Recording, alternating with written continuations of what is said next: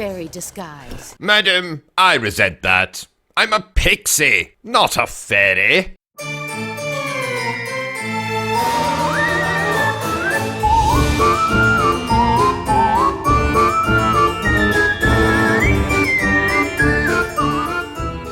Ladies and gentlemen, welcome back to Obsessive Compulsive Gaming. I am the Obsessive Compulsive Gamer, and this is my review for Metal Gear Solid 3 Snake Eater. So dear viewer, Metal Gear Solid 3 originally released all the way back in 2004. A year I remember fondly as the year I played a bloody lot of video games. But we are not here to talk about those games, dear viewers. No, we are here to discuss Metal Gear Solid 3 Snake Eater. And just like that beautiful bearded bastard Barry Bertrum, you're probably wondering, what is this? What is it? What is this? Metal Gear Solid 3 Snake Eater is the fifth mainline entry in the Metal Gear series of video games. And this game essentially acts as a prequel to all of those video games because, spoilers, in this game we are not playing as Solid Snake, or as I like to call him, the Snake Plissken ripoff. No, we are playing as Big Boss, the original Snake, who for all intents and purposes might as well be the same bloody character because he is once again voiced by the oh-so-talented David Hayter. In English, anyway. Mr. Hayter may not be multilingual, but what I can guarantee is that he often gives me multiple orgasms just by listening to that gravelly voice of his. Grrr. Anyway, let's review this bloody video game the only way I know how. Badly. And let's start with what I love about Metal Gear Solid 3. Like I said, it's once again wonderful to have Mr. David Hayter voicing Big Boss here. And the rest of the voice cast are just as equally talented.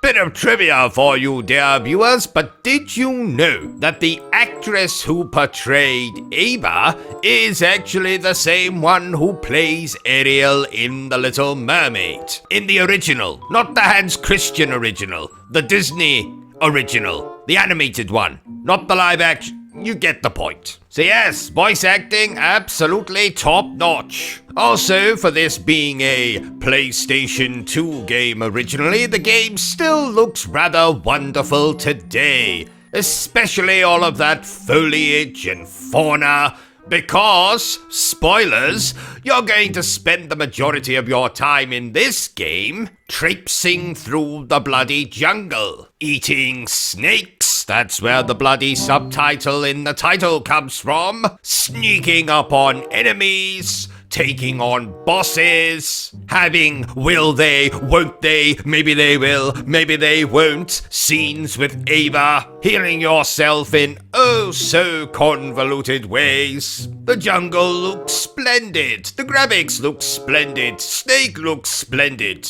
Did I already do the joke about having multiple... Oh, I did, okay. Moving on. The game also has some very, very nice set pieces, including a climactic showdown with the Shago Horde, this game's version of the Metal Gear, essentially. Each of the respective boss fights in the game, I suppose, could be called set pieces in their own regard.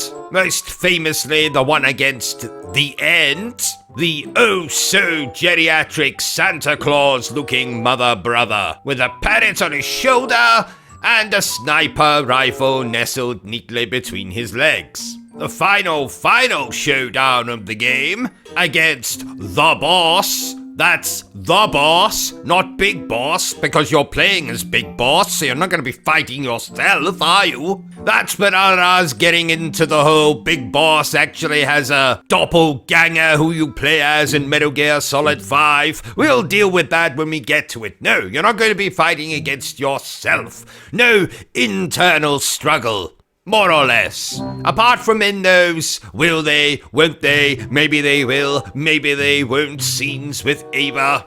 No, the final showdown against the boss could be called a set piece as well, taking place in a rather splendid looking field of flowers, as a timer counts down to some kind of Armageddon or some such bollocks. You'll be happy to hear also that the stealth gameplay that you know and love from games like Metal Gear Solid, Metal Gear Solid 2 is present and correct here. In fact, this might be the most difficult game in terms of getting through it fully stealthily because of that pesky jungle I mentioned a few times already. So you're gonna spend a lot of your time out in the open, having to figure out how the hell am I gonna get past that bastard with the AK-47 over there. Or you can do what I did and just gun all of the bastards down. You're welcome, Hideo Kojima. I don't know, I'm thanking you. Well, I suppose I should be thanking you for making this series of video games.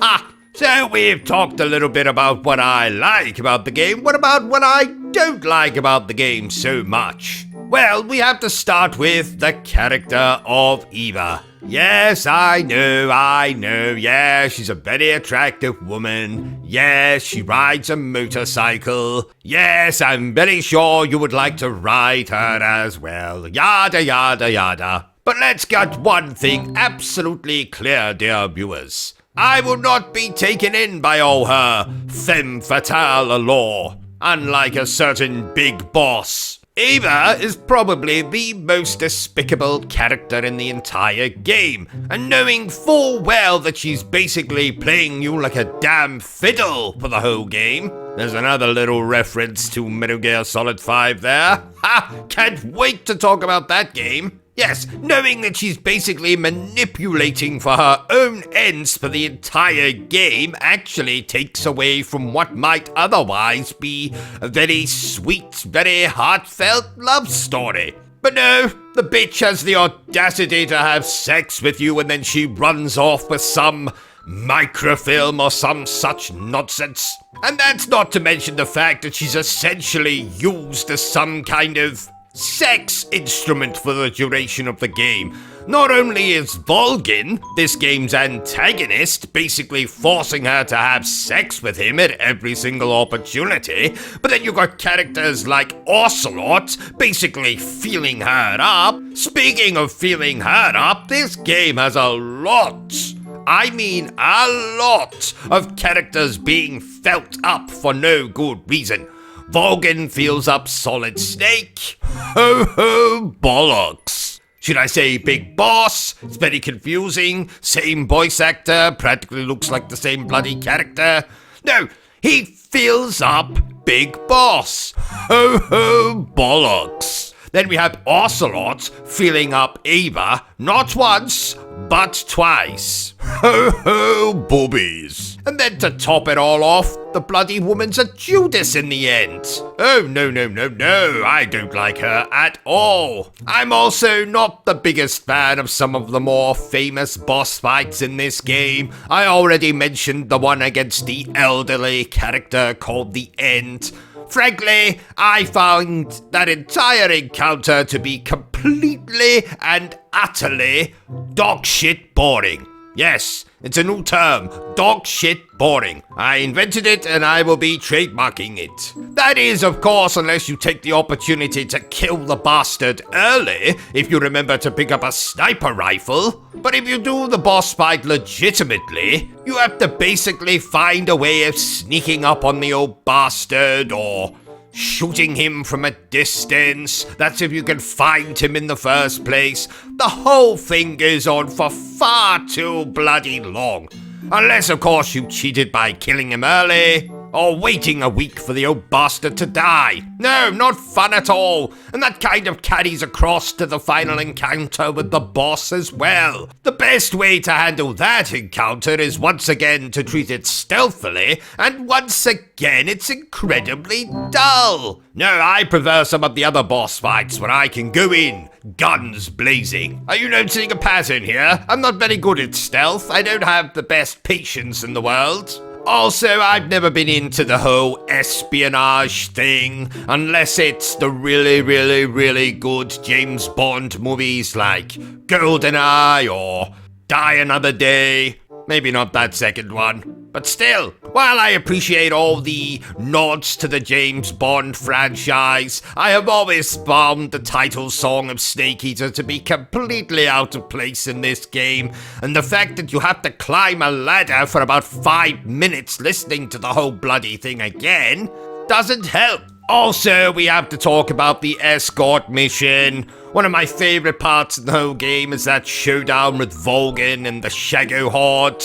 That reaches its climax, and then bloody Ava goes and gets herself injured, so you have to basically escort her through the woods, stealthily taking out enemies. No, that's not fun. We're getting to the end of the game. The momentum should keep going, not slow down. And I suppose that's the best way I can describe what I don't like about Snake Eater.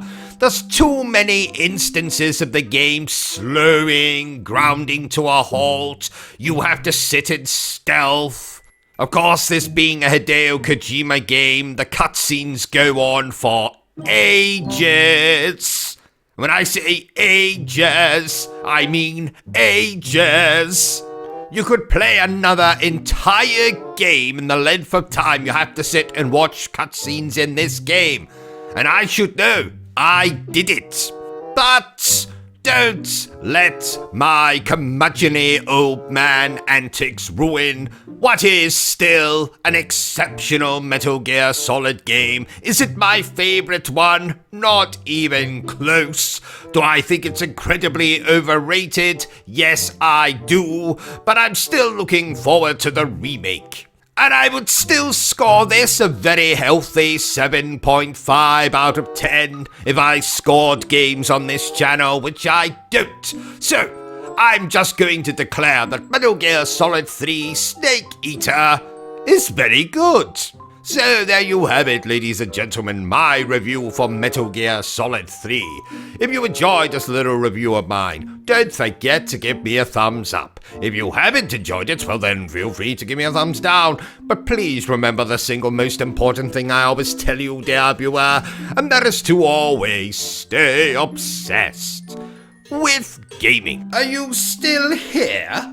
Oh, you must have really enjoyed this video then. In that case, you had better subscribe to the channel and check out our other content.